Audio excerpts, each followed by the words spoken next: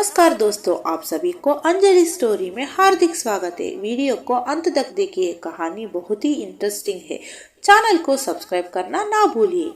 Hi, welcome back to my channel. नहाते समय पैर फिसलने पर घर के नौकर ने मुझे नग्न देखा। फिर उसने क्या किया पता है? छी छी।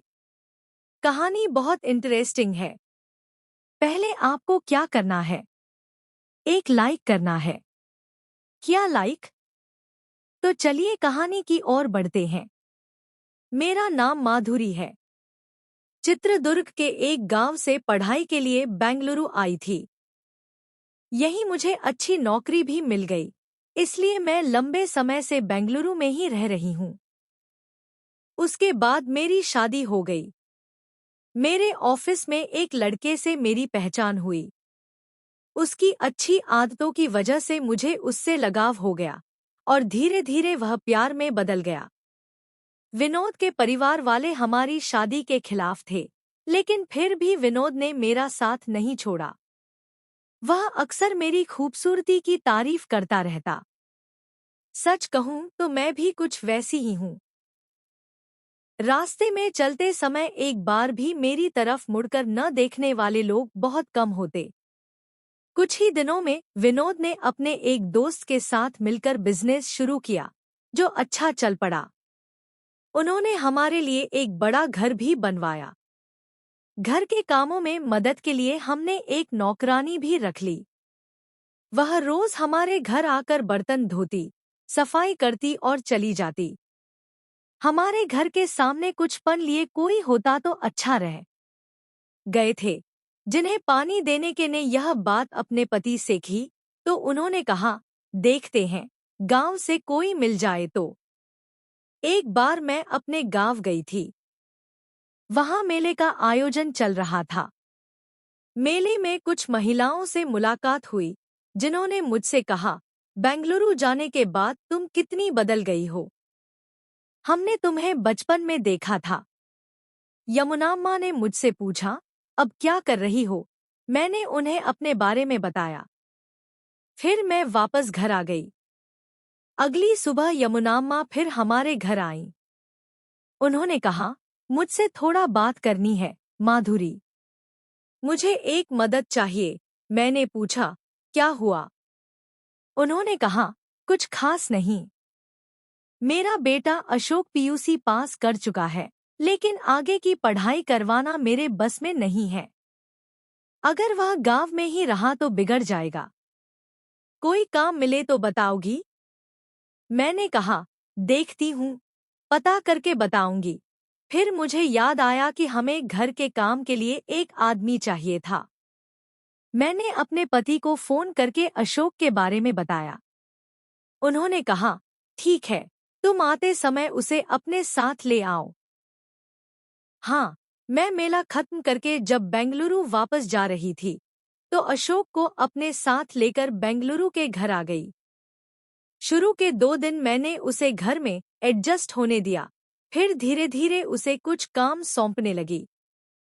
जो भी काम दिया, वह बिना कोई सवाल किए अच्छी तरह से पूरा कर देता था। इसी वजह से हमें भी वह जल्दी पसंद आ गया। हमारी शादी हो चुकी थी, लेकिन अभी तक हमने बच्चों के बारे में नहीं सोचा था। इसलिए घर में सिर्फ मैं और मेरे पति ही रहते थे। अशोक के आने के बाद वह भी हमारे साथ रहने लगा। मेरे पति सुबह जल्दी काम पर निकल जाते और जब तक वापस आते, तब तक शाम हो जाती। उस दिन मेरे पति किसी काम से दूसरे शहर गए थे। घर की नौकरानी आई, अपना काम खत्म किया और चली गई। अशोक घर के बाहर लगे पौधों को पानी दे रहा था। मैं नहाने के लिए बाथरूम गई। अंदर जाते समय मैंने अपने कपड़े उतारकर वॉशिंग मशीन में डाल दिए और फिर नहाने लगी। इसी बीच अशोक अपना काम खत्म करके घर के अंदर आया और सभी कमरों की सफाई करने लगा। जब वह बेडरूम में आया, तो उसे बाथरूम से पानी गिरने की आवाज सुनाई दी और समझ गया कि मैं नहा रही थी। मैडम, आप नहा रही हैं? मेरा सारा काम खत्म हो गया है, मैं बाहर ही रुकूंगा, उसने कहा। उसी समय बाथरूम के नल में पानी आना बंद हो गया। यह देखकर मुझे आश्चर्य हुआ।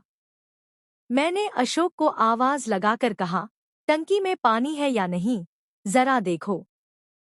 तभी मुझे याद आया कि अशोक ने सारे पानी का इस्तेमाल पौधों में कर दिया होगा। मैं पहले से ही साबुन लगा चुकी थी। अचानक साबुन मेरे हाथ से फिसलकर नीचे गिर गया और टाइल्स पर फैल गया। जल्दी से उसे उठाने की कोशिश में मेरा पैर फिसल गया और मैं गिर पड़ी। मेरे पैर में जोर की चोट लगी, जिससे चलना मुश्किल हो गया। दर्द के मारे मैंने जोर से चिल्ला दिया, अम्मा। मेरी आवाज सुनकर अशोक दरवाजे के पास आया और पूछा, क्या हुआ मैडम? आप चिल्ला क्यों रही हैं? मैंने दर्द से कराहते हुए कहा, मैं गिर गई हूँ, बहुत दर्द हो रहा है। मैडम, दरवाजा खोलिए, उसने कहा। मेरे पास पहनने के लिए कपड़े नहीं थे। किसी तरह एक तौलिया लपेटकर मैंने दरवाजा खोला। मेरे चेहरे पर अभी भी साबुन लगा हुआ था। अशोक ने मुझे तौलिया में देखा और हैरान रह गया। वह कुछ देर तक मुझे देखता रहा, फिर संभलते हुए बोला, मैडम, रुकिए, और मेरे चेहरे को धोने के लिए पानी दिया। फिर मैंने अपना हाथ उसके कंधे पर रखा और वह मुझे सहारा देकर धीरे धीरे बेड तक ले आया। उसने मुझे बिस्तर पर बिठाया और मेरा नाइट ड्रेस लाकर दिया। यह पहन लीजिए मैडम, मैं बाहर रुकूंगा, कहकर अशोक मेडिकल शॉप गया और वहां से ऑइंटमेंट लेकर वापस आया। उसने दरवाजा खटखटाया तो मैंने उसे अंदर आने के लिए कहा। वह अंदर आया, मेरे पैर को उठाकर बिस्तर पर रखा और मुझसे लेटने को कहा। फिर उसने मेरा नाइट ड्रेस थोड़ा ऊपर सरकाकर चोट लगे हिस्से पर ऑइंटमेंट लगाया। मुझे दर्द हो रहा था। थोड़ा सह लीजिए मैडम, सब ठीक हो जाएगा, उसने कहा। थोड़ी देर तक ऑइंटमेंट लगाने के बाद उसने मुझसे आराम करने को कहा। मैं कुछ देर के लिए सो गई। जब वह फिर से आया तो पूछा, अब कैसा लग रहा है? बहुत धन्यवाद अशोक, अब दर्द काफी कम हो गया है, मैंने कहा। रुको, मैं चलने की कोशिश करती हूँ।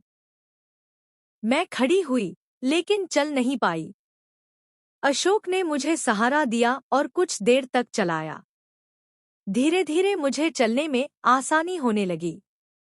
अगर तुम न होते तो आज मेरी हालत खराब हो जाती, अशोक, मैंने कहा। सॉरी मैडम, मैं गलती से बाथरूम के पास आ गया, उसने कहा। इसमें तुम्हारी कोई गलती नहीं है। मैंने ही तुम्हें बुलाया था, है ना? तुम तो मेरी मदद करने आए थे। इन सब बातों की चिंता मत करो। तुम मेरे छोटे भाई जैसे हो, मैंने उसे समझाया। इसके बाद अशोक हमारे घर का ही एक हिस्सा बन गया। मुझे लगा कि ऐसे अच्छे लड़के को आगे पढ़ने का मौका मिलना चाहिए। मैंने इस बारे में उससे पूछा। उसने कहा कि उसे पढ़ाई में दिलचस्पी है, तो सुबह घर का काम कर लो और दोपहर में कॉलेज जाओ, मैंने कहा। यह सुनकर वह बहुत खुश हुआ। उसने कॉलेज जाना शुरू कर दिया, लेकिन उसने कभी अपनी सीमा नहीं लांघी। उसे अपनी जिम्मेदारियों का अच्छे से पता था। वह पहले की तरह घर के सारे काम व्यवस्थित तरीके से करता और पढ़ाई में भी मेहनत करता। मुझे बहुत संतोष हुआ कि गांव से लाया हुआ यह लड़का सही राह पर जा रहा था। कहानी यहीं समाप्त होती है। अगर आपको यह कहानी पसंद आई हो तो एक लाइक करें और इसे शेयर करें। ऐसी ही और दिलचस्प कहानियों के लिए मेरे चैनल को सब्सक्राइब करें।